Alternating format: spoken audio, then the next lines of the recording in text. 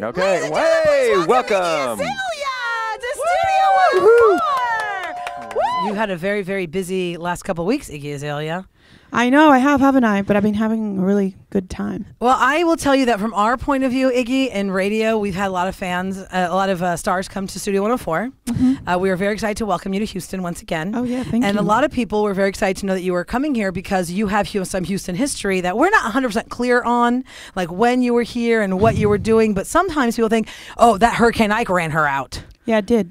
Did it really? Yeah, you know, I'm sure you know you all live in Houston, and it was a bit of a mess. So I left, a lot of people left, and I moved to Atlanta. How long were you living here before that happened? Not long, like 6 months. What brought you here? Music, the same thing that brought me to every city I've ever lived in. I'm just curious, what part of town were you living in? I live downtown. Okay.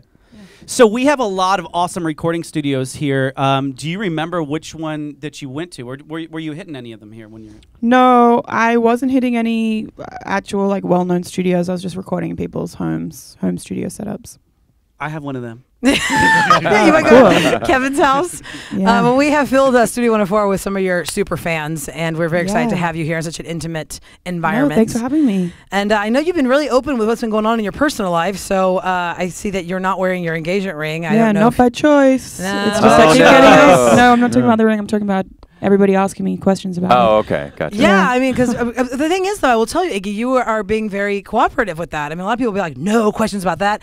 I'm kind of impressed with how open you've been to just talk about the real stuff. Yeah, I mean, I don't know. It's just, it's when there's like videos and stuff online, it's hard to not... Kind of hard to ignore. I know you were on another radio interview and you said, well, if there's one more incident, he's losing an inch. Yeah. Don't all girls feel that way? Oh, man. More than an inch, sister. Yeah. Exactly. So how are you parlaying this into your upcoming album? I guess people find strength in whatever's happened to them and they write songs about it and they become these crazy hit my songs. album's finished, actually. So maybe I'll add one. have some hits next on my third album. I hope I have some hits anyway. Of course. On there. But yeah, my album's finished. So we're just working on the packaging and all those other kinds of little like minute details that make something still really great for fans.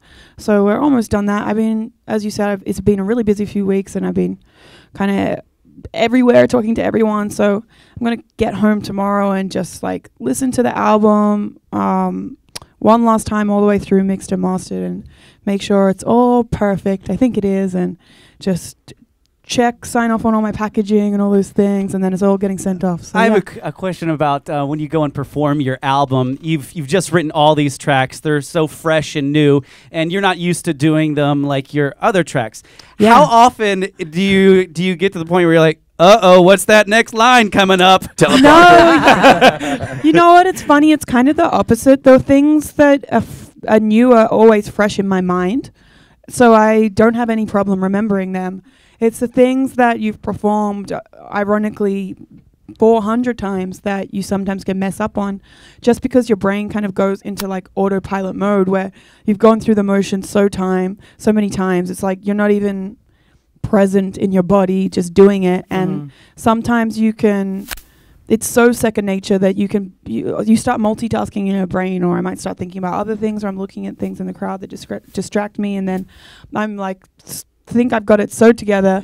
Then you can mess up and be like, oh wait, actually maybe I should be paying attention to what I'm doing because I've forgotten a line or something like that. Yeah. So you're going to give the new album a new listen with fresh ears. Have you ever recorded anything that's been put out there and you're like, oh man, I really wish I could change that?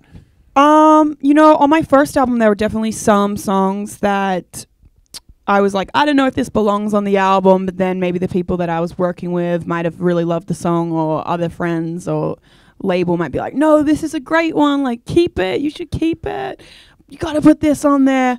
And in retrospect, I'm like, I wish I didn't listen to them because I don't really like the way this plays as now. Like I could have done without that one. It wasn't that great. So that wasn't something this time I definitely didn't ask I all care. If someone was like, keep that one, I'm like, nah, no, don't care. It's been a pleasant experience though, hasn't it, so far? You haven't had like a Dr. Luke experience, like, like with Kesha, you hear about all that. Have you had any like people that you've worked with, you're like, oh my God, why do I have to put up with this? No, I don't work with anybody that I don't want to work with. That's good. At all, ever. Have you ever had what Kelly Clarkson's been very open about, and a couple other artists have talked about how the record label or other big suits say, no, this is the song you're going to record, and this is how this album's going to go. I write my own music, so nobody can come in with a song and be like, record it.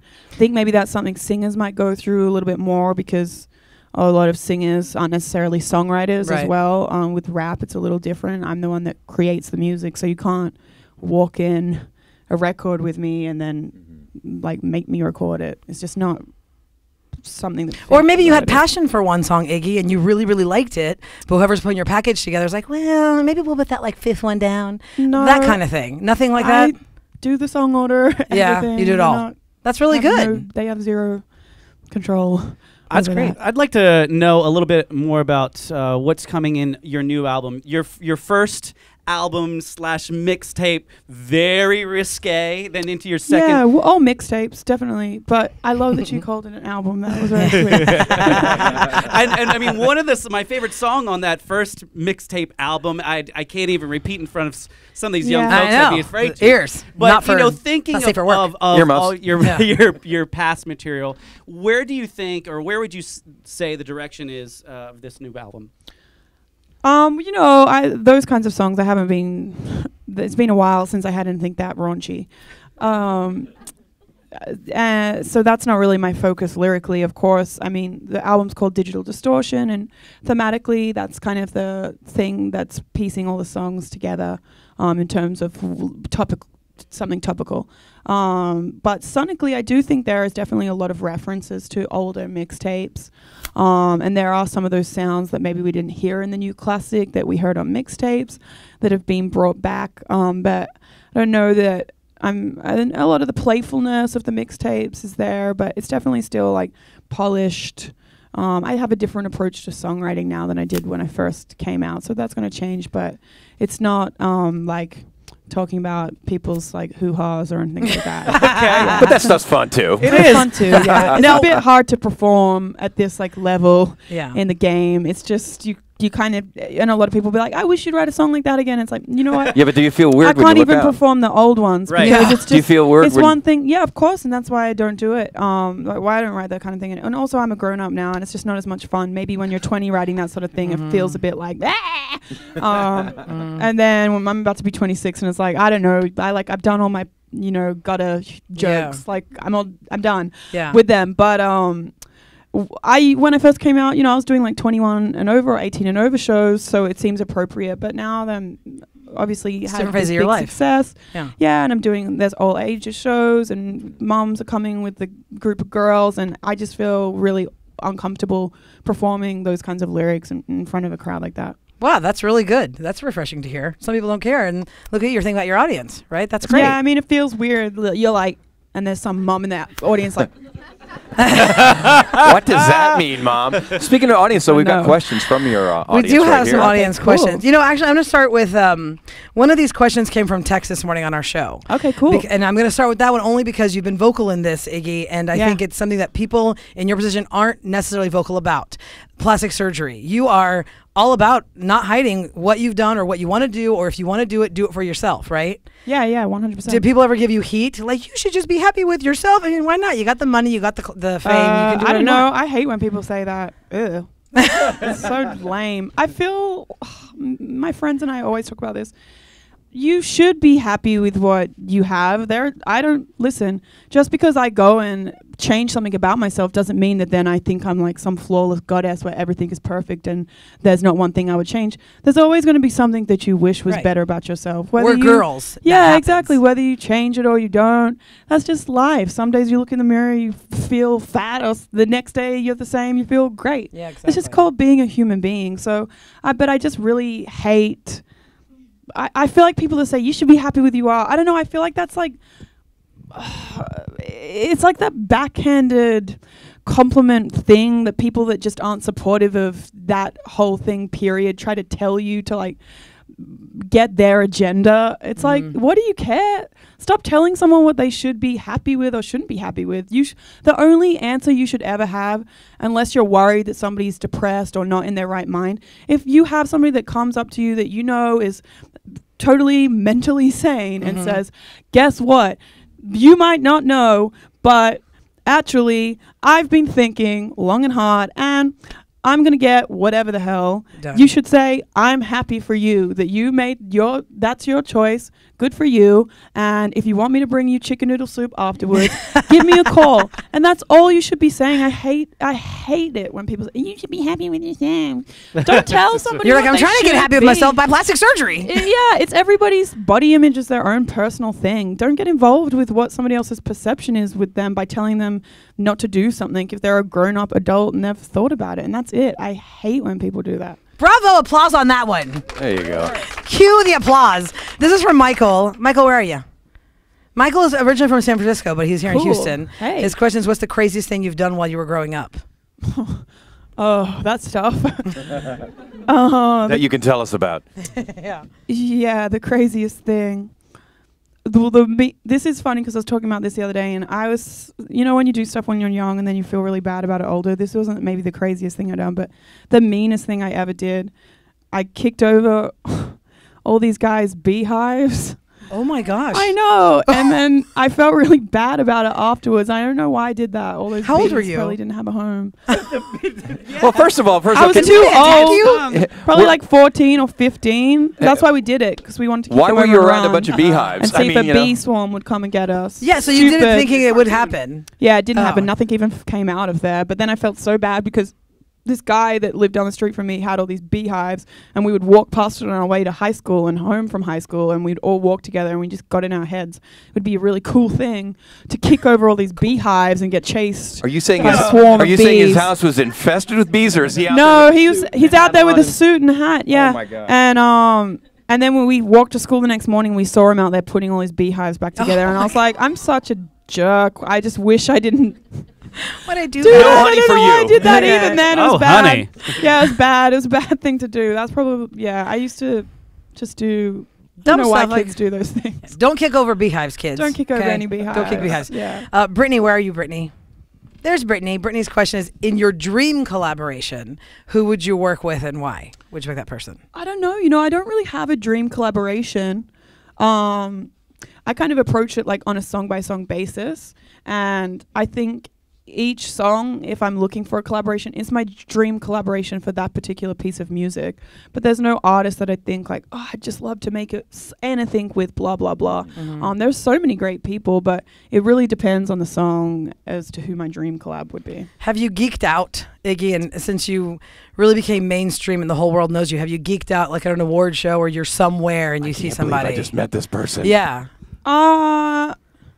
Not really, no, but I did get to sit next to Ricky Martin at the Clive Davis party, and my mother was the biggest Ricky Martin fan of all time. Like, I was subjected to so much Ricky Martin as a child, and I wasn't geeking out, but I was like, I do have to take a picture with you, Ricky, because my mother is just gonna absolutely die. So there was that. Yeah. Well, that's pretty cool because you do a lot of different award show stuff. You do a lot of different, here's what we think as regular people, Iggy, that your life is just celebrities and awesomeness and super fun. What's your average day like? I mean, honestly, when you're not doing things like this, where you're running city to city promo tour, what does Iggy Azalea do in her everyday life? You know what? It's weird. I kind of feel like I have like it's almost seasonal, like you would, like an athlete's life. Like you have your on season and your off season.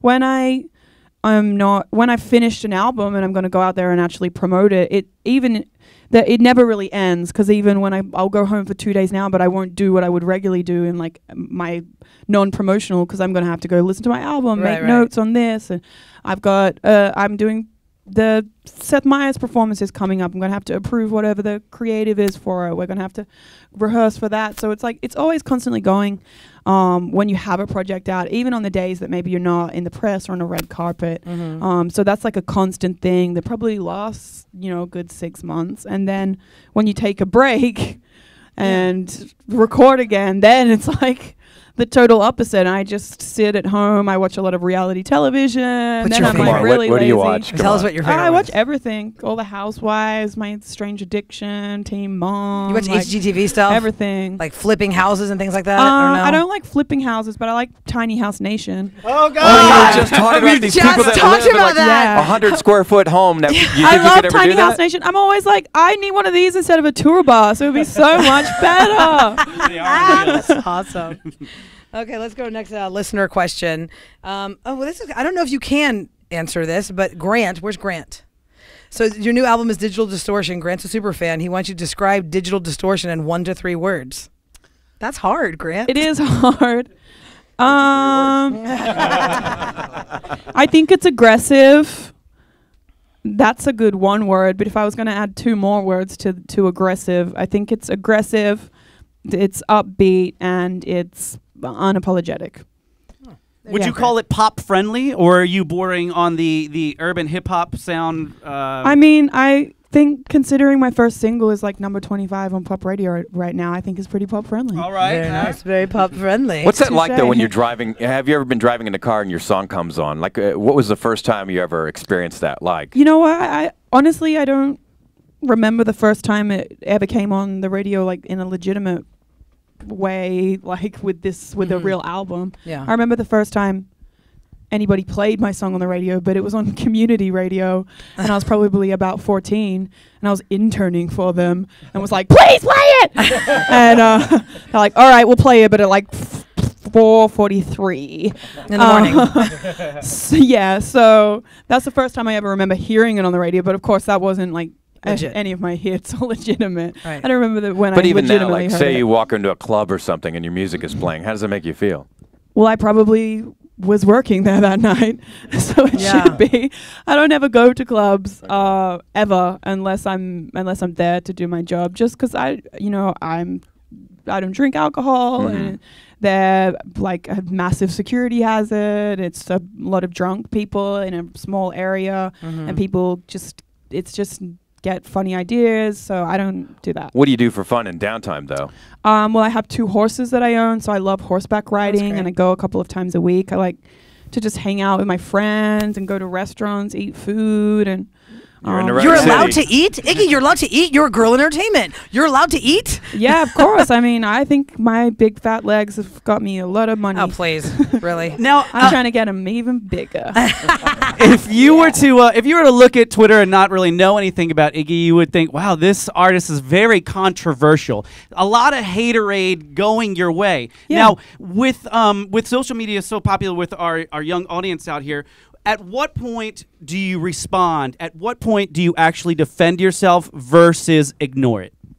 I used to defend myself, I think, almost every time somebody would write something untrue about me. And now I'm a little bit more selective. I think there are some stories that come out that are just like neither here nor there. And then there are things that I think are like detrimental to your character. And so I just try to like separate the two.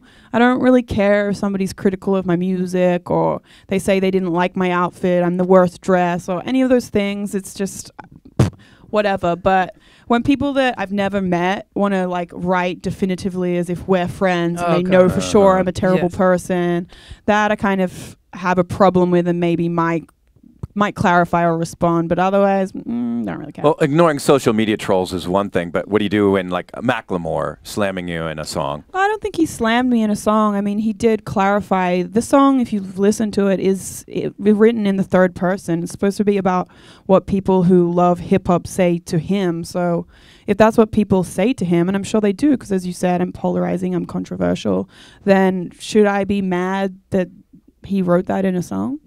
Well, I don't know. It's kind of like when Donald Trump is up there. That guy just called Ted Cruz a bleep, and it's like, okay, you're doing a third person here, but you're actually doing it to needle somebody. Before we let I know Macklemore, though, so I don't think he was. Okay, No, so that's you good. say you guys are tight. Okay. Before we let you go, have you ever been checking out at the grocery store and looked over to the Inquirer or Tabloids. U.S. News or something like that, and you're like, "Oh God, that's me! That's not true! Oh, and my hair? What look is that?" Only one time, and it was a long time ago, because it's been a while since I ventured into a supermarket. But And it was very untrue, and I laughed, and it was that Kim was leaving Kanye because I was his new girlfriend, and I was like, Were you like, give me all of these? No. I'm gonna buy all of these. No I don't one think can so. have them. I don't think even Kim is believing that one. So yeah. that Well, was the only Iggy, time. it has been a pleasure to Yeah, have thank you you. here in Studio Yeah, no, 104. thank you guys. And I just one last note regarding all the relationship talk you've been giving. You have a new album. You're turning Yeah. 26. I'm turning 26. on I the know roll- it's so quick. It's so I looked quick, at my right? calendar last night and I was like, oh my gosh, we're like almost in May right now. My birthday's coming up. A birthday. I have to say, on our show, 25 for girls is like the year of change. Something happens is at is? 25 where like we got it together with our careers and all that stuff. So people who are in relationships from 20 to 25, something happens when the 26 flips. Oh, it does. Keep that in mind, I guess. Oh, when okay, you well, have thank all you. these- Well, I hope it doesn't go downhill. No, No, I good think things it's on the great. way. It's all positive and up. So upward and onward, right? Thank you so Yeah, much, Iggy thank you, Azalea, guys. Studio Thanks. 104. Thank you. Bravo. Thank you so much.